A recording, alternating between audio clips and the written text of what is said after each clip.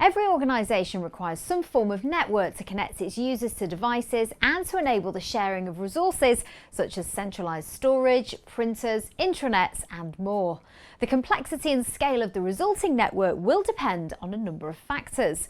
How many users are there? Are they in a single or multiple location or remote?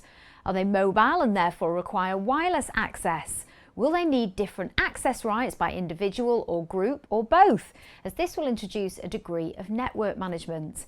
The type and size of data will also have an effect, as the larger and more diverse data will require a greater degree of network management and greater network bandwidth to avoid bottlenecks.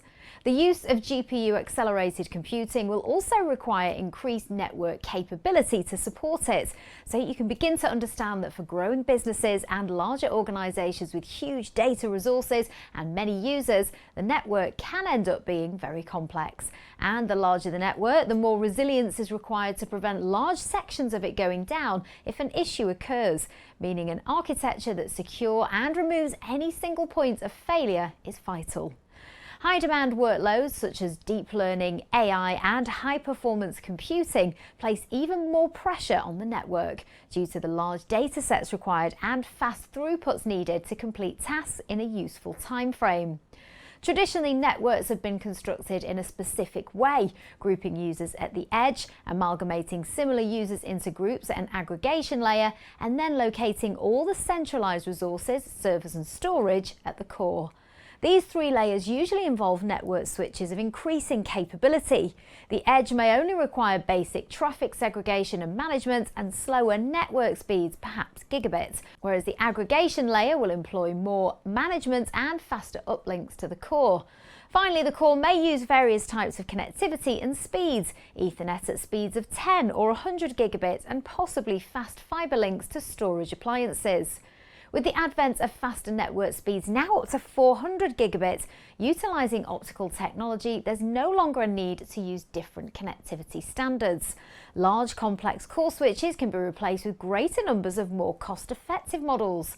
Furthermore, in large networks, the growth in traffic is being predominantly led by the prevalence of cloud and containerised applications, where there's increasing server-to-server traffic involved in managing these modern applications that have components that are distributed across more servers or virtual machines.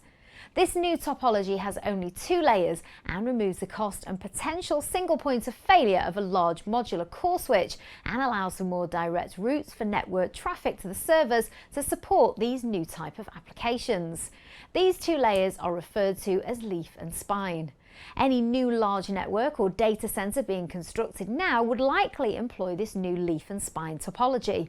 However, existing networks may be upgraded as demand requires, either by the gradual need to replace ageing or failed core switches, or immediate necessity by way of evolving into software-defined or cloud application use that need the newer topology. As mentioned earlier, heavier workloads including big data-driven scientific analysis, high-performance computing, applications and deep learning and AI research are all very reliant on GPU-accelerated hardware and high-throughput, low-latency leaf and spine networks. To learn more about network technologies and AI workloads, visit our Scan AI division or contact our network specialists today.